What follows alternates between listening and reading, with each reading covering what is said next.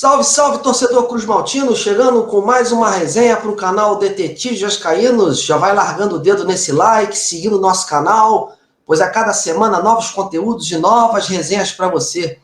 E o nosso entrevistado de hoje surgiu uma geração de ouro do Vasco, tricampeão carioca pelo Cruz Maltino, comandava aquele meio-campo com maestria. Estou falando de Ian. Ian, uma honra receber você por aqui, meu amigo. Seja bem-vindo. Oi, Marcos, tudo bem? É uma honra para mim estar falando um canal tão especial que é com os torcedores vascaínos, que com certeza fez parte de um momento da minha vida, talvez o mais marcante na minha carreira de atleta.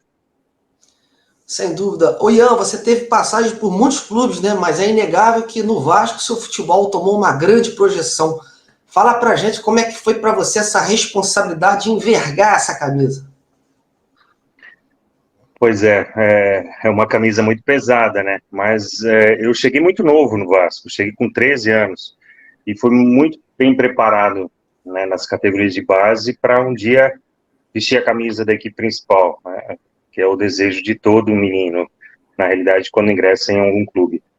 Então, eu credencio, assim, a esse meu bom desempenho, principalmente no Vasco, a essa boa preparação que eu tive, né, os professores que eu tive, os treinadores, quer dizer, todo o staff da categoria de base do Vasco daquela época, né? Você veio das quadras do futsal, né, do interior de Santa Catarina. Conta pra gente um pouquinho, resumidamente, como é que foi esse seu início de carreira no futebol de campo, né, e como o Vasco te descobriu. Pois eu venho de uma cidade bem pequena, no oeste de Santa Catarina, e cuja tradição é muito grande, o futsal, né? Santa Catarina, Rio Grande do Sul, tem uma tradição bem grande. Então, eu acabei me destacando lá em alguns campeonatos a nível nacional. Tinha um olheiro que era do Paraná, que levava alguns garotos para o Vasco da Gama, dentre eles, um pouco antes de mim, foi o Preto Casagrande. Depois a gente, né, acabou jogando juntos, e dentre outros, assim. Então foi por aí, através de futsal, né, um treinador que me viu, que era ligado ao Vasco da Gama. Ô Ian, eu já tive a oportunidade de entrevistar o Tinho e o Gian, né, que são seus colegas, conviveram com você, né? Eles concordaram que essa geração do Vasco foi uma das melhores, né, uma das mais vitoriosas. Eu queria saber de você a sua opinião e quais lembranças que você guarda daqueles momentos. Especiais, porque foi uma época realmente de ouro na categoria de base do Vasco, e depois todos praticamente subiram, ascenderam ao profissional. A tradição do Vasco, a época era essa, né? Se você pegar a geração anterior à minha, que era do Bismarck, que era do William, França, Carlos Germano, então por aí você vê que as equipes que o Vasco montava, antes ainda tinha Giovani, né, as gerações que tiveram antes da minha e da nossa, no caso do Jean e do Tinho, eram equipes formadas em São Januário, né? E vinham alguns atletas pontuais para equilibrar ou dar sua experiência, ou categorias equipes que eram formadas à época. Então, sem dúvida, a base sempre foi forte do Vasco, né? Hoje em dia, a gente vê também, eu estava na base da Chapecoense, o Vasco também tem feito bons trabalhos, revelando bons atletas. Eu acho que um futuro próximo aí o Vasco vai colher, né, com o trabalho que vem fazendo na base também. Eu me lembro que quando vocês subiram para o profissional, vocês jogaram poucas vezes juntos, né? Até porque eram tantos jogadores bons, né?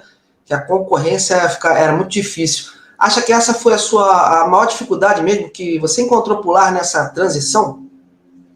Na realidade, assim, eu tive, logo quando eu subi, eu já consegui uma vaga, uma oportunidade da equipe titular, e fiquei até dezembro de 95, a qual eu tive uma lesão que me tirou do pré-olímpico, da Olimpíada, e nessa época também pertencia ao clube, né? Então teve uma discussão um pouco diferente em relação à renovação, como na época o doutor Eurico, né, que comandava, era o vice-presidente que comandava as renovações. Daí, nesse momento, eu acabei saindo do Vasco, né? Talvez Se tivesse sido um pouquinho mais de calma de ambas as partes, eu teria ficado mais tempo, né, nesse clube que me revelou e que me deu oportunidade de seguir a vida como profissional. E devido a esse episódio aí, ficou algum sentimento de frustração por não ter emplacado uma história mais longa no clube?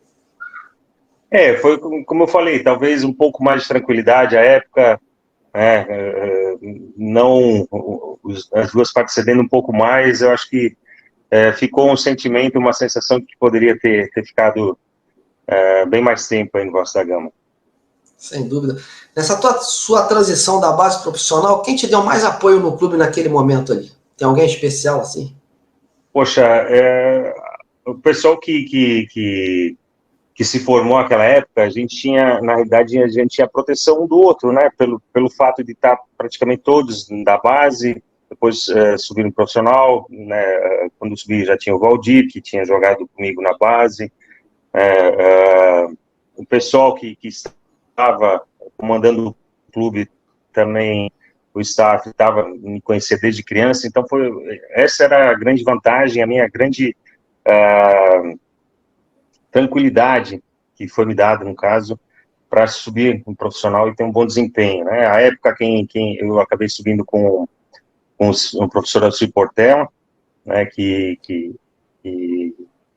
foi em 93, brasileiro em 93, acabou me promovendo, e depois, com a chegada do Jair Pereira, ele acabou voltando para ser auxiliar da casa, né, e então foram com os dois que eu comecei, né, depois veio Lazzaroni, Abel, Braga, enfim, tantos outros aí, mas nesse início, né, eu subi com a força e a confiança do Alcir, claro, toda a base e o profissional que estava no comando aí. E no Vasco você teve um início muito bom, né? Eu me lembro você conquistando o tricampeonato estadual e sendo um dos pilares daquele time. Aquelas recordações ainda estão vivas na sua mente? Ah, sem dúvida. Eu pontuo que foram os melhores momentos da minha carreira, sem dúvida. Logo após eu fui convocado à seleção brasileira, né? E sem dúvida o Vasco da Gama foi o grande clube da minha vida no futebol profissional. O grande clube, eu digo assim, de desempenho, né? E claro, de grandeza também, né? Em falar no tricampeonato, você considera que aquela final contra o Fluminense foi sua melhor partida pelo Vasco, mesmo com aquele pênalti perdido no início? Pois é, para você ver, né? A gente estava tão preparado para aquela final, assim, que eu não tinha nem coçado o pé na bola quando deu o pênalti. Eu acho que era o quarto ou quinto pênalti que tinha saído naquele campeonato e eu tinha feito todos. E mesmo eu perdendo o pênalti, eu considero aquela uma das melhores partidas que eu fiz no Vasco, mesmo assim. Eu acho que tem um detalhe importante nisso, porque na época eu tinha 18 para 19 anos, e um garoto assim, que às vezes perdesse um pênalti numa final, poderia sentir demais, né? Eu, ao contrário, eu tinha na minha cabeça, não, errou, meu filho, dá um jeito de jogar bem e o time ganhar, porque não tem outro resultado, né? Porque a época, se bem me lembro, o empate, o campeão era o Flamengo. Então, um dos dois vencendo, era Vasco ou Fluminense, era campeão, e se houvesse empate, o Flamengo. Então, a gente tinha que ganhar de qualquer maneira. Então, logo após aí o Jardel acabou resolvendo nossos problemas aí também. E teve a perda do Denner também, que... Né? Sim, foi um campeonato muito especial em todos os sentidos, né? Foi triste nesse momento, muito triste. Sem dúvida, se a gente não tivesse perdido o Denner, teria ganho o campeonato com muito mais folga, né? Que a gente foi, sem dúvida, a gente na época estava invicto no campeonato, melhor campanha em primeiro e segundo turno, que a época, assim, tinha um outro sistema de definição de campeão, mas a gente ganhou a Taça Guanabara e a Taça Rio e ainda tivemos que disputar, né, um quadrangular final. Sem dúvida alguma, a perda do Denner foi sentida por todos, né, até hoje a gente se recorda com muito carinho dele e pelo amigo que foi, e também fica imaginando como teria sido a carreira dele, né, eu acho que teria sido brilhante. Sem dúvida. Em relação ao seu gol marcante na carreira, tem algum especial que não sai na sua memória até hoje, pelo Vasco, pela seleção? A seleção de base, eu fiz o gol do empate no título do Mundial, né? E o segundo gol foi o Jean, acabou fazendo. Então, já trocava os nomes da época. Né? Então, os dois fazendo gol na final, Ian e Jean, ficou mais enrolado ainda. A gente sofre até hoje, tenho certeza que também. Mas, assim, profissional foi a minha estreia no Maracanã no profissional, que foi um Vasco Flamengo. Acho que, se não me engano, eram mais de 110 mil pagantes, um dos 10 maiores públicos da história do clássico, e acabou saindo um pênalti e eu era o batedor, e acabei fazendo, né? Então, esse foi um momento muito especial. Voltando a frisar pela idade, né? Eu tinha 18 anos, então, né, enfrentar, né, um clássico como o Vasco Flamengo e bater pênalti e fazer, assim, foi muito especial. Esse é um gol que eu tenho guardado na minha memória, assim, como talvez o mais importante da minha carreira. E como era que essa sintonia que você tinha com o Jean, né? Muita gente, né, destacava essa sua parceria, né? Como é que era essa sintonia em campo com ele? Pois é, como você falou, assim, a gente jogou pouco no profissional do Vasco. Na base, a gente passou por todas as seleções e conquistamos todos os títulos possíveis, né? Sub-17, campeão sul-americano, sub-20, campeão sul-americano, campeão mundial. E aí a gente tinha uma facilidade grande de jogar juntos. Eu um passo mais atrás que ele, né? Era um pouco mais à frente. Aí depois acabou que ele também, quando subprofissional, acabou também voltando um pouquinho. Saiu lá do comando ataque e veio mais para meia. Então a gente acabou que, por vezes, até disputava a posição. Então a gente não conseguiu, no profissional, repetir o que foi na base, né? Sem dúvida. Mandar um abraço pro Jean, foi um dos primeiros entrevistados aqui, gente muito boa. Ô, Ian, a seleção é o ápice na carreira de todos os atletas, né? Em 93 você foi campeão mundial do Sub-20 e depois do Tetra do Brasil, você começou a ser convocado para a seleção principal, né? Devido às suas atuações pelo Vasco. Até sofreu uma contusão no final do Brasileiro e ficar fora do pré-olímpico das Olimpíadas. Como é que você conviveu com essa situação naquela época? Poxa, foi um fato que pesou demais na minha carreira. A época, se ficasse de fora aí de uma convocação, ou se você ficasse algum tempo né, por uma lesão fora, né, não atuando, sem dúvida, você perdia espaço como eu perdi, né? A época eram muitos atletas, né?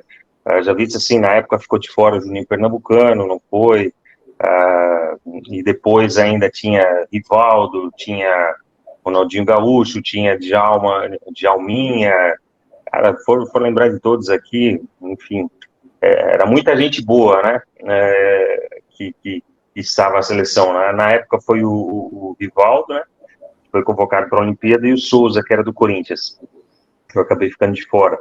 E depois, né, acabou que o Leonardo acabou vindo para a meia também, então foi uma geração com muitos meias bons, né, então foi um momento especial, claro, né, mas que, sem dúvida, deixou assim um pouquinho de frustração aí na minha carreira, né, nesse momento aí ter me lesionado. Eu lembro bem, eu estava convocado para um jogo em Belo Horizonte, a gente ia jogar contra uma seleção europeia, na época, se não me engano, Romênia, e a gente pegou o Bahia em São Januário, muita chuva São Januário, uma quinta-feira à noite. Logo no início do jogo, o Luizinho Quintanilha foi expulso e a gente, num pênalti, se não me engano, o Bahia fez 1-0 e a gente correu atrás do resultado até o final do jogo. E no finalzinho do jogo, assim, no campo pesado, eu acabei escorregando e abri demais a perna e acabei tendo uma lesão bem grave ali, uma ruptura de posterior, e fiquei praticamente mais de 3 meses parado. E aí foi que eu perdi esse momento na seleção brasileira e depois não consegui recuperar. É uma pena mesmo. Ô, Ian, me fala uma coisa, você que tem essa experiência, né, de base, né, como treinador e como jogador, como é que você está vendo essa garotada de hoje em dia aí, né? Como é que você está vendo essa geração? Olha, o Brasil ainda produz muitos atletas. Você vai na base das equipes e você encontra muitos atletas bons. Né? A dificuldade um pouco maior agora na formação é que os atletas assim com 17 anos já são obrigatoriamente profissionais, né? Tem outros que conseguem lidar bem com a situação, tem outros que não conseguem. Eu acho assim que a gente tem que achar um meio assim de equilibrar essa situação, né? Empresário, jogador, clube, né? Os anseios do atleta de subir logo, de fazer um bom contrato, eu acho que tem que ser assim. Primeiro o cara tem que jogar, tem que mostrar, para depois conseguir, né? Hoje em dia eu acho que está um pouquinho invertido, até entrei num ponto aí que não é na parte técnica, mas acaba influenciando o desempenho na parte técnica pelo fato de serem garotos muito novos ainda e estarem sujeitos aí a pressões, né, que realmente acabam atrapalhando um pouco no momento da subida, enfim, do desenvolvimento deles. Ian, nessas suas passagens por outros clubes, você chegou a atuar pelo Fluminense, pelo Flamengo, né? Dois rivais diretos do Vasco. Como é que foi para você conviver com essa situação na época que a gente sabe que tem essa rivalidade de torcida? Acabou que quando eu saí do Vasco, nesse desentendimento de renovação do contrato, o Fluminense acabou depositando o valor na federação, que na época o passe ia para a federação, quem depositasse o valor estipulado, né, levava, né? E eu acabei permanecendo no Fluminense até 2002. E foram anos também, eu peguei uma época bem difícil, depois a gente acabou recuperando, né, se recuperando junto com o Fluminense, fazendo bons campeonatos. Foi um momento também bem legal da minha carreira. O Flamengo, eu acabei jogando só um brasileiro, e bem pouco, assim, né, claro, um grande clube também, mas a participação foi bem menor, assim. O Fluminense que foi um pouco, né, no caso, mais marcante, não um pouco, mas foi mais marcante na minha vida, né, porque foram 4 a 5 anos ali, né, enfrentando, né, eu até me lembro de uma passagem que foi que o Fluminense acabou depositando o dinheiro, devia alguma coisa, e daí entrou em acordo com o Vasco, eu acabei entrando nesse jogo e fazendo meu primeiro gol, uma sensação muito estranha, assim, fazer gol no Vasco, sabe? Um ano antes eu tinha feito também que eu tinha acabado sendo emprestado para o Internacional, então, assim, é uma sensação estranha fazer gol contra o Vasco, né, pela história, por tudo que representou na minha vida e representa até hoje, né, mas como eu costumo falar sempre em todas as entrevistas e declarações que eu dou, o Vasco foi o clube que ajudou a me educar, né, eu cresci dentro do Vasco da Gama, me tornei homem lá, né, meus pais tiveram a confiança nas pessoas que estavam ali para comandar e indicar o melhor caminho, então, assim, eu sou grato a vida inteira ao Vasco da Gama, eu, meus familiares, né, por tudo que fez e tudo que representou e representa na minha vida. Com certeza. Ô Ian, você parou de jogar aos 33 anos, né? Depois de sofrer aquelas seguidas lesões e algumas cirurgias nos joelhos. Como foi para você encarar esse término de carreira por conta dessas situações, né? Eu não tive muita escolha, sabe, Marcos? Assim, eu tive 3 cirurgias de joelho. A partir da minha terceira, segunda, eu já tinha dificuldades, assim, eu treinava, ou eu jogava, né, um jogo e daí tinha que esperar um tempo para recuperar. Então, assim, foi uma coisa meio que natural, né? Foi ruim, foi duro, mas, assim, não tinha o que fazer.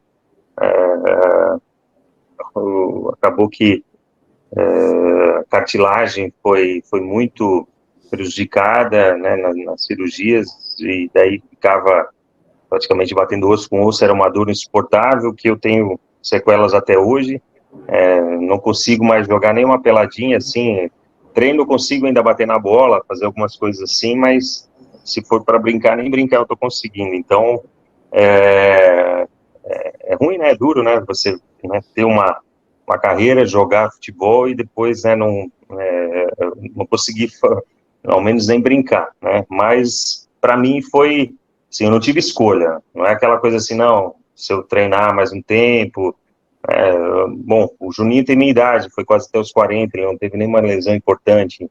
Eu era um cara que me cuidava bastante, talvez não sei se chegasse até ali, mas pelo menos até os 35, 36, sem dúvida daria para ter jogado, né? Mas, como eu falei, não tive escolha, né?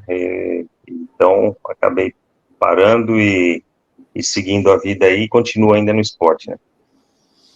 Antes da gente encerrar o papo, eu queria fazer mais duas perguntas para você, para não te atrapalhar aí. Com Imagina, toda a experiência, com toda a experiência que você adquiriu como jogador e recentemente como treinador da Chape, né, no Sub-17, quais conselhos que você daria para essa garotada para se manter em grande nível, né? Já que esse é um dos maiores desafios, creio eu, de todo atleta profissional, né? eu diria assim, para se esforçar ao máximo o tempo todo, não é um jogo só, não é alguns treinamentos, eu acho que é o dia todo.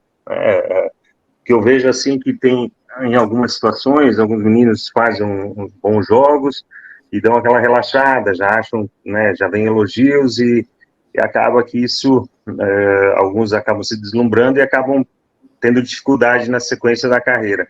Então, assim, o tempo todo, com muita vontade, abdicar de muitas coisas, né? A gente sabe que os meninos, assim, acabam tendo uma profissão muito cedo, porque é profissão, quando você sai de casa 13, 14 anos, você já está lá buscando o seu objetivo, que é chegar ao profissional, né? Então, você está lá, né? Então tem que se entregar, senão não vale a pena, porque eu sempre falo falei para os meus atletas, hoje eu estou no profissional do Santos aqui, como auxiliar do Fernando Diniz, mas a base é minha paixão, e o que eu falava sempre para eles era o seguinte, se tá aqui e não der o máximo, não vale a pena, né?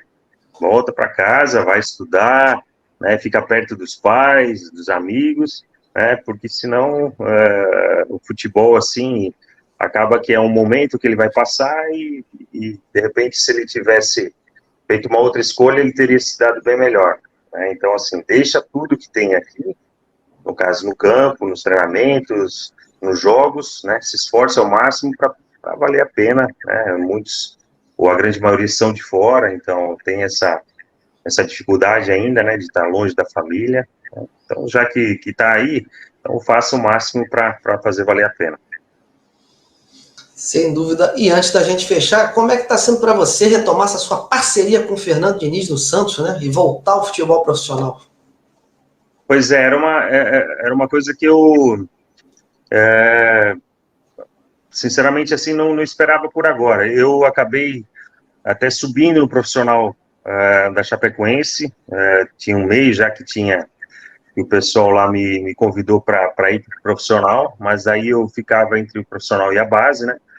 E foi pego de surpresa, assim, com o convite do Diniz. Eu tinha começado com ele lá atrás, logo depois que eu parei, a gente foi até o Dark juntos, e daí eu resolvi seguir o meu caminho, né? Começando lá de baixo, de sub-13, né? Onde eu comecei no Vasco, né? Sub-13 da Chape, e eu adoro a base, assim, a base é a minha paixão, né? A molecada, assim, poder ajudar e ver o momento deles crescerem, sempre foi um desejo e um prazer muito grande para mim, sempre me completou, né? Mas o Diniz é um grande amigo, um grande profissional, né? Fez esse pedido novamente para mim e eu achei que era hora de voltar, né? E agora a gente está aí na luta aí novamente aí para tentar fazer o máximo possível pelo Santos, não é tentar, fazer o máximo na realidade e que o Santos consiga aí seus objetivos na temporada, né? Sim, inclusive quando você saiu da Chape, o Sistão aqui no Vasco também tinha saído, né? E muita gente especulou que você iria receber alguma proposta para vir aqui para a base do Vasco e tal, mas acredito que não houve nem tempo, né? Porque o Santos, né, já entrou no circuito, fez a sua proposta e você hoje está trabalhando com o Diniz, né? Uhum. Com Na certeza. realidade, várias pessoas me ligaram e falaram dessa possibilidade.